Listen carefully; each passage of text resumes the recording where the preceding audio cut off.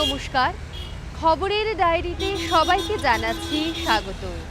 ক্যালেন্ডারের পাতা উল্টে যখন হঠাৎ বুঝিয়ে দেয় আমরা ফেব্রুয়ারির দ্বিতীয় সপ্তাহে, তখন শীত বলছে সে ফিরে যাবে তার বাড়ি।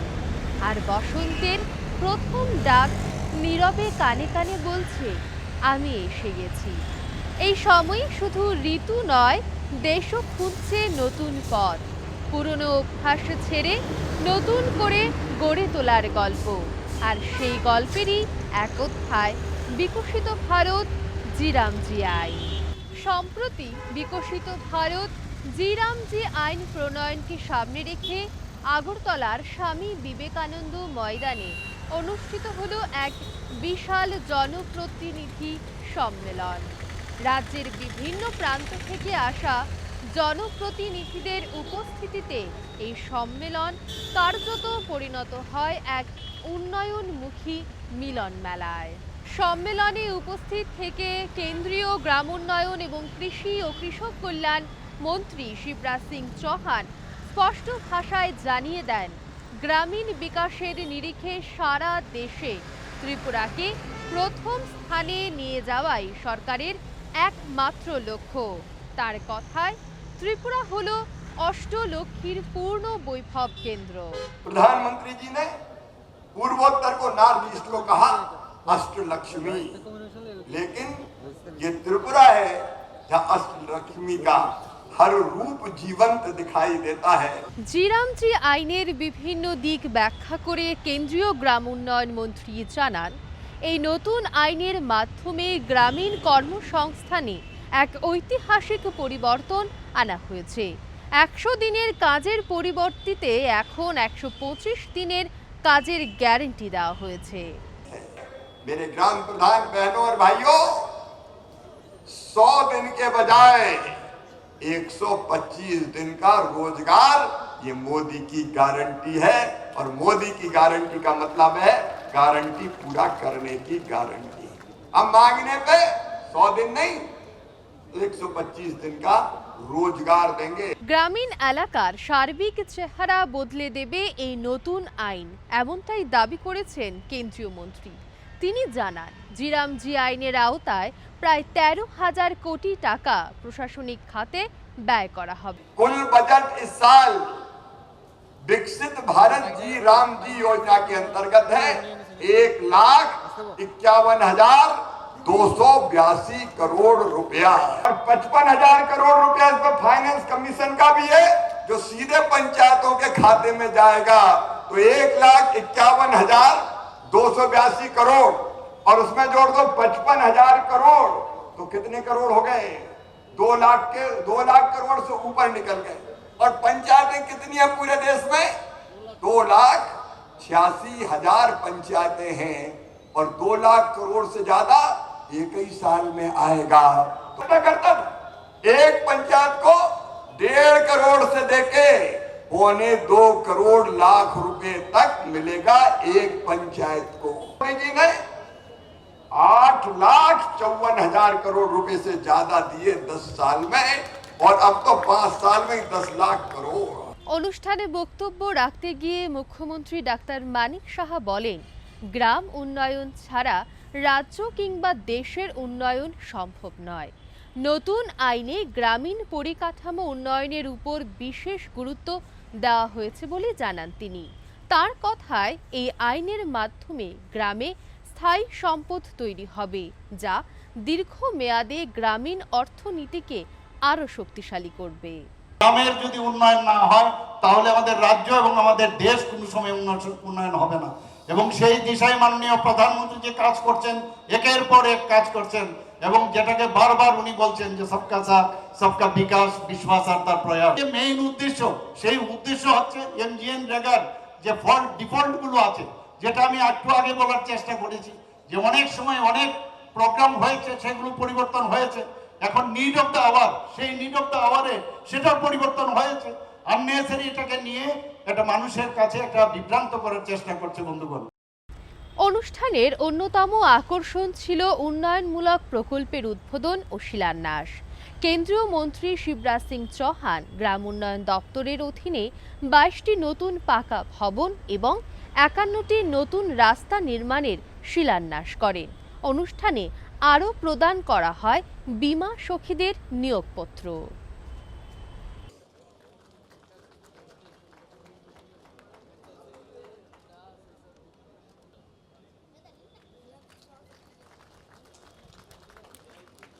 পঞ্চায়েত মন্ত্রী কিশোর বর্মন তার বক্তব্যে বলেন, গ্রাম বিকশিত হলেই রাজ্য ও দেশ বিকশিত হবে। জিরামজি আইনের মাধ্যমে গ্রামীণ অর্থনীতি আরও মজবুত হবে। এই জনপ্রতিনিধি সম্মেলন আমাদের জন্য একটা অঙ্গীকার এবং এই জনপ্রতিনিধি সম্মেলন আমাদের জন্য সংকল্পের দিন।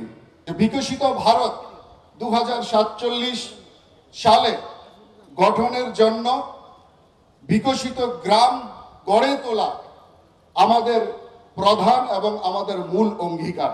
ভিবি জিরামজি কর্মসূচি বিকশিত ভারতের একটি পূর্ণাঙ্গ রোডম্যাপ। কেন্দ্রীয় কৃষিমন্ত্রী জানান, ত্রিপুরার কৃষি ক্ষেত্রকে আরও উন্নত করতে রাজ্যের জন্য একটি বিশেষ রোডম্যাপ তৈরি করা হবে। এ লক্ষ্যে দেশের শীর্ষস্থানীয় কৃষি বিজ্ঞানী ও বিশেষজ্ঞদের একটি দল শীঘ্রই ত্রিপুরা সফর করবে। তারা রাজ্যের মাটির গুণাগুণ ও কৃষি আবহাওয়াগত পরিস্থিতি পরীক্ষা করে দেখবে। इतने प्यारे फल, यहाँ की सब्जियां, यहाँ के अन्न, यहाँ की फसलें होती है। और इसलिए डॉक्टर साहब हमने ये तय किया है कि वैसे तो बहुत अच्छा काम एग्रीकल्चर के क्षेत्र में हो रहा है, लेकिन एक विशेष रोड मैप त्रिपुरा की खेती के लिए बनाया जाएगा। उसके लिए हिंदुस्तान के टॉप के साइंटिस्ट की, वैज्ञानिकों की, कृषि विशेषज्ञों की टीम, किसान भाइयों त्रिपुरा आएगी, यहाँ की सॉइल देखेगी, यहाँ की मिट्टी का परीक्षण, यहाँ की एग्रो क्लाइमेटिक कंडीशंस देखेगी और उसके आधार पर त्रिपुरा की कृषि के रोड मैप को और बेहतर बनाने के लिए काम कैसे किया जा सकता है। डॉक्टर साहब, हम आपसे निवेदन करेंगे और किसानों की आमदनी बढ़ाने में आपके साथ मिलकर कोई कसर नहीं छोड़ेंगे। अन्नदाता मतलब जीवन दाता, मतलब भगवान के बराबर। भगवान तो नहीं है, लेकिन किसान भगवान से भी कम नहीं है। उसकी सेवा में भी हम कोई कसर नहीं छोड़ेंगे। রাজ্য বিরোধী দল কংগ্রেস ও সিপিআইএম এর সমালোচনা করে কেন্দ্রীয় কৃষিমন্ত্রী বলেন, নতুন আইন নিয়ে বিরোধীরা মিথ্যে প্রচার চালাচ্ছে। তারা দাবি করছে কাজ কেড়ে নেওয়া হবে, গ্রাম উন্নয়ন বন্ধ হয়ে যাবে, যা সম্পূর্ণ ভিত্তিহীন। राम जी जो नया कानून आया है, ये विकसित भारत का संपूर्ण रोड मैप है, संपूर्ण रोड मैप। इसके बारे में कई तरह के दुष्प्रचार किए जा रहे हैं। और गरीबों का रोजगार छिन जाएगा, गांव का विकास नहीं होगा, इसमें जो मैट्स हैं, रोजगार सहायक हैं, उनका काम धंधा छिन जाएगा। अभी डॉक्टर साहब आपको विस्तार से बता रहे थे और मैं बंगाली का एक एक शब्द समझ रहा था और आत्मसात कर रहा था। कितनी प्यारी और मधुर भाषा है बंगाली। सचमुच में इसमें अद्भुत और अलग तरह की मिठास बंगाली में झलकती है। डॉक्टर साहब ने विस्तार से बताया, लेकिन कई तरह के जो दुष्प्रचार हो रहे हैं, गांव का विकास नहीं होगा। कांग्रेस ने कभी गांव का विकास किया? सीपीएम ने कभी गांव का विकास किया? अगर वास्तव में हिंदुस्तान कहीं बसता है तो अपने गांव में बसता है। महात्मा गांधी कहते थे, भारत गांव का देश है, भारत की आत्मा गांव में बसती है और गांव अगर समाप्त हो गए तो भारत समाप्त हो जाएंगे। सीपीएम वालों ने गांव समाप्त करने का पाप किया, लेकिन गांव के विकास का नया अध्याय अगर लिखा जा रहा है तो नरेंद्र मोदी जी के नेतृत्व में और डॉक्टर माणिक साहा जी के नेतृत्व में लिखा जा रहा है। मैं ग्रामीण विकास के अलग अलग पहलू है, लेकिन मैं विकसित भारत जी राम जी योजना के बारे में बात करूंगा। अभी डॉक्टर साहब बता रहे तो मैं फिर दोहरा रहा हूं।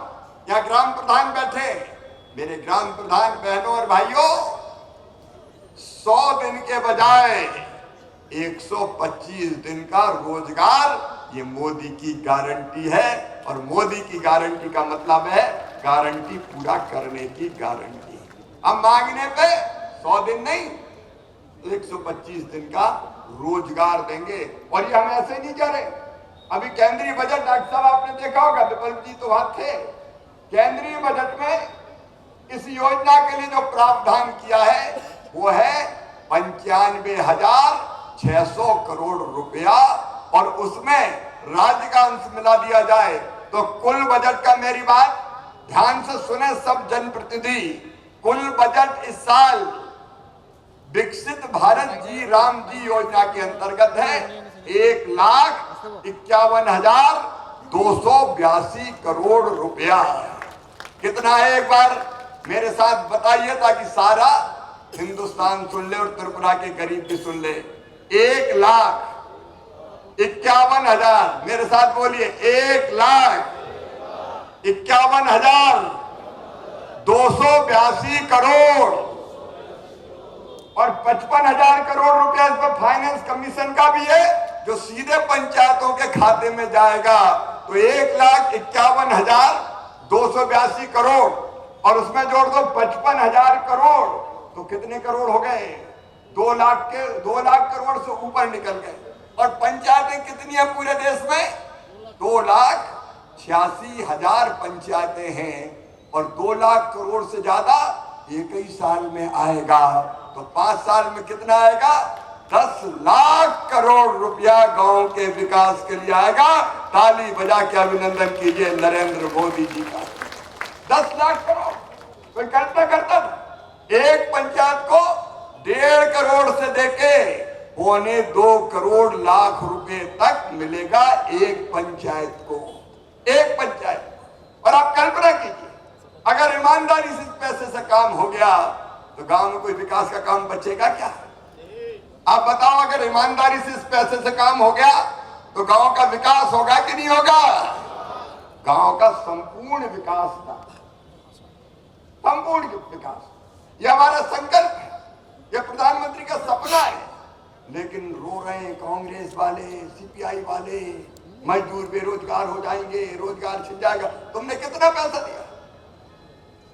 यूपीए की सरकार ने पूरे 10 साल में दिए थे 2,13,000 करोड़ रुपया। 2004 से लेकर 2014 तक उनकी सरकार थी, 2,13,000 करोड़ रुपया। और नरेंद्र मोदी जी ने 8,54,000 करोड़ रुपए से ज्यादा दिए 10 साल में, और अब तो 5 साल में 10 लाख करोड़। मेरे बहन और भाइयों, गांव के विकास का राजमार्ग है विकसित भारत जी राम जी योजना। और एक बात कही जा रही है, केंद्रीकरण हो गया है, अब दिल्ली से योजना बनेगी। अरे केंद्रीकरण तुम करते थे, डिसेंट्रलाइजेशन, भारत विकेंद्रीकरण भारतीय जनता पार्टी की सरकार की, एनडीए की सरकार की विशेषता है। ग्राम प्रधान कौन कौन है? जरा हाथ उठाए। ग्राम प्रधान हाथ उठाइए जितने बैठे। ग्राम प्रधान बहनों और भाइयों सुन लो, और गांव में जाके कह देना कि ग्रामीण विकास मंत्री कह के गया है, गांव के विकास की योजना, ये जो पैसा आपकी पंचायत में विकास के लिए आएगा सीधे आपके वित्त आयोग का और मजदूरों के खाते में, और मटेरियल कंपोनेंट के रूप में जो आएगा पंचायतों में, वो पैसे से जो काम होंगे, वो योजना दिल्ली में नहीं बनेगी, वो योजना अगरतला में भी नहीं बनेगी, वो योजना बनेगी गांव में बैठ के ग्राम सभा के साथ आप योजना बनाएंगे। अरे गांव में कौन सा काम होना है, ये दिल्ली वाले क्या जाने। और माफ कीजिए, अगरतला में भी बैठ के छोटे गांव में कौन से काम होने हैं, ये यहाँ के सेक्रेटरीट पे बैठ के अफसर तय नहीं कर सकते। ये तो तय करेगा गांव का भाई, गांव का बहन, धन्नू पन्ना, लल्लू कल्ला मन्ना, वो तय करेंगे गांव में क्या बनना है। तुम कौन होते हो तय करने वाले? गांव हमारा, सड़क हमारी बननी है, स्कूल हमारा बनना है, अस्पताल हमारा बनना है, आंगनबाड़ी हमारी बननी है, तालाब हमारा बनना है, या किस गरीब के खेत में तालाब खुदना है। इसमें एसटी के लिए, एससी के लिए, बहुत गरीब किसान भाइयों बहनों के हितग्राही मूलक काम भी होंगे।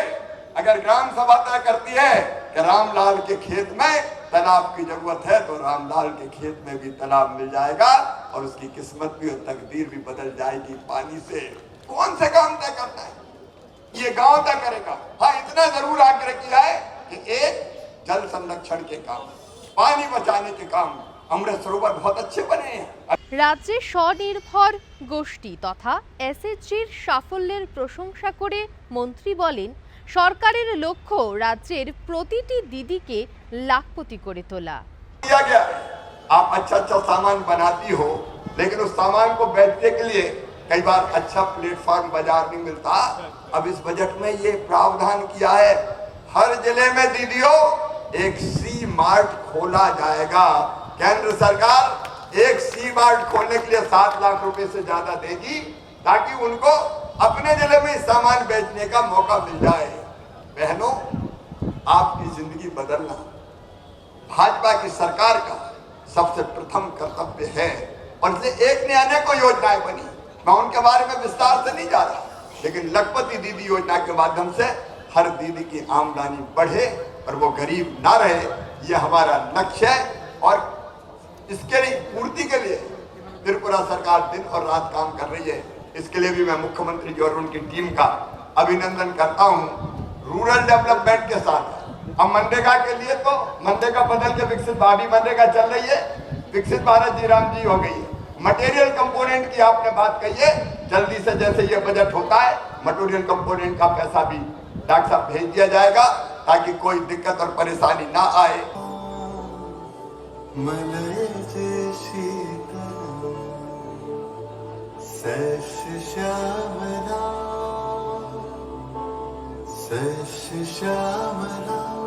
मातरम वंदे मातरम।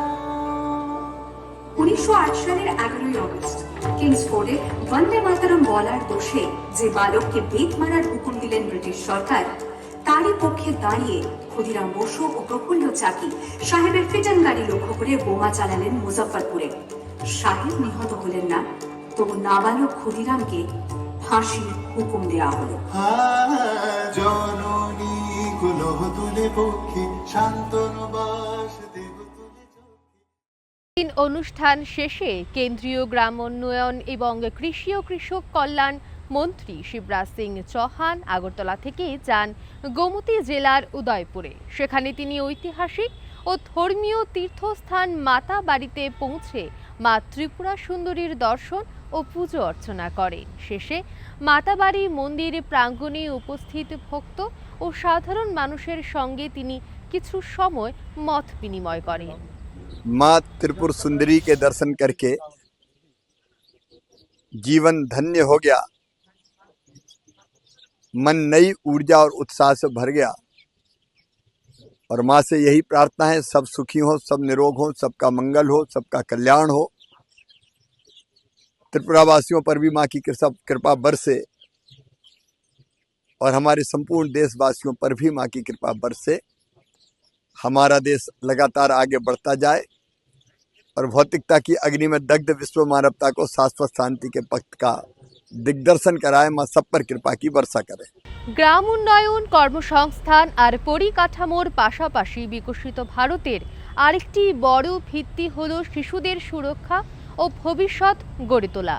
আর সেই লক্ষ্যেই দেশের বিভিন্ন প্রান্তে পঞ্চায়েত স্তরে যে ইতিবাচক পরিবর্তনের ছবি উঠে আসছে, তারই এক উজ্জ্বল উদাহরণ মিলেছে ত্রিপুরায়।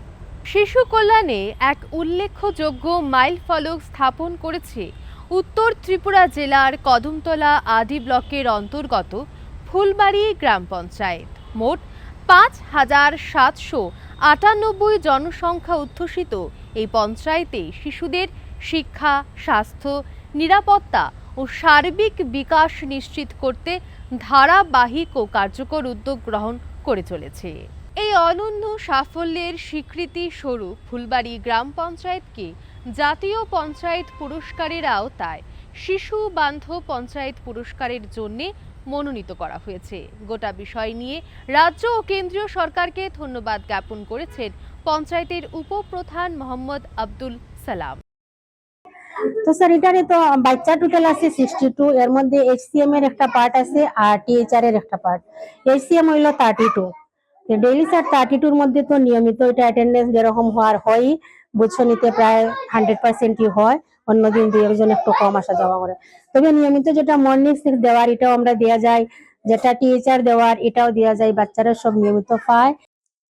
আমাদের শিক্ষক শিক্ষিকারা প্রতিদিন নিয়মিত গভর্নমেন্ট রুল মেনে ওনারা বিদ্যালয়ে আসেন এবং বিদ্যালয়ে টাইম যখন শেষ হয়, শিডিউল যে টাইমটা আছে সেই টাইমটা শেষ হলে পরে ওনারা আবার বাড়িতে চলে যান। আমাদের ত্রিপুরা রাজ্যের কদমতলা আরডি ব্লকের অন্তর্গত ফুলবাড়ি গ্রাম পঞ্চায়েত একটি শিশু বান্ধব গ্রাম পঞ্চায়েতে আত্মপ্রকাশ করেছে। আমাদের বিদ্যালয়, আমাদের পঞ্চায়েত থেকে এবং আমাদের আরডি ব্লক থেকে পঠন পাঠনের ক্ষেত্রে যে সকল সুবিধাগুলা দেওয়ার দরকার সেগুলা নিয়মিত আমাদের সরকার আমাদেরকে সহযোগিতার হাত বাড়িয়েছেন। তার জন্য ভারত সরকার এবং আমাদের ত্রিপুরা সরকারকে, আমাদের গ্রাম পঞ্চায়েতকে শিশু বান্ধব গ্রাম পঞ্চায়েত হিসাবে আত্মপ্রকাশ করার জন্য অসংখ্য ধন্যবাদ জ্ঞাপন করছি। একইভাবে উদয়পুরে হয়ে গেল রাজস্বী উৎসব। 21তম এই উৎসবের সূচনা করেন অর্থমন্ত্রী প্রণজিৎ সিংহ রায়। মাতাবাড়ি আরডি ব্লকের সহযোগিতায়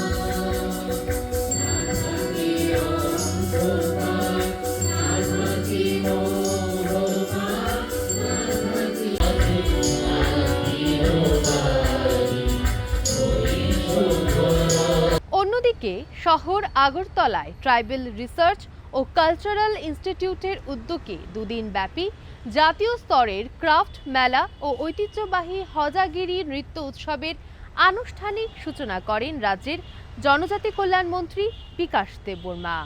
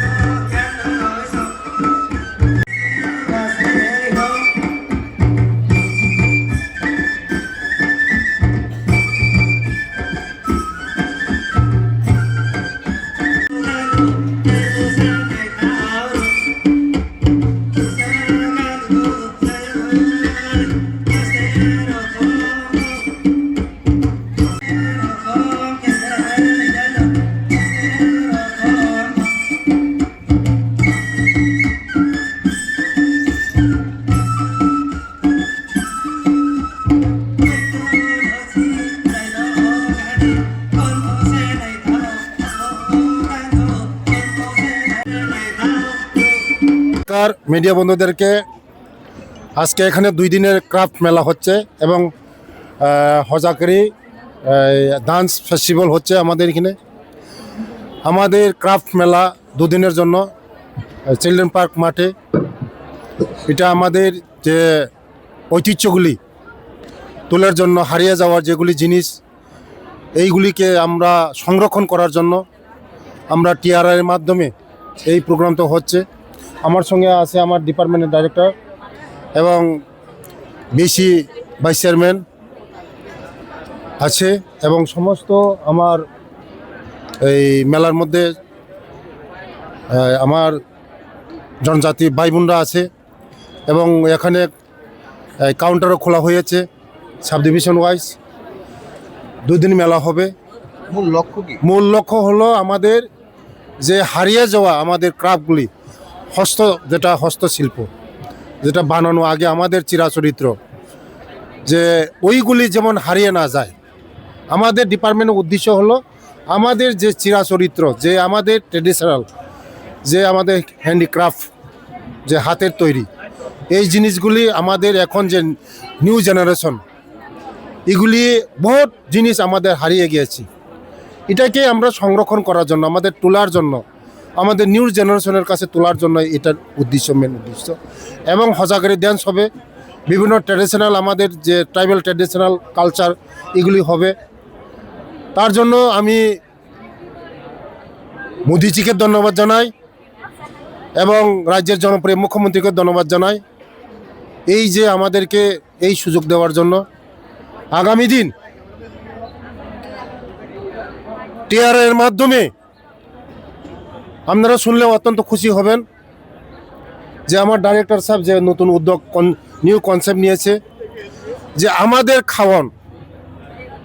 যে খাওয়ানগুলি এইগুলি আমাদের যে ট্রাইবেলের যে খাওয়ান হলো একদম অর্গানিক খাওয়ান।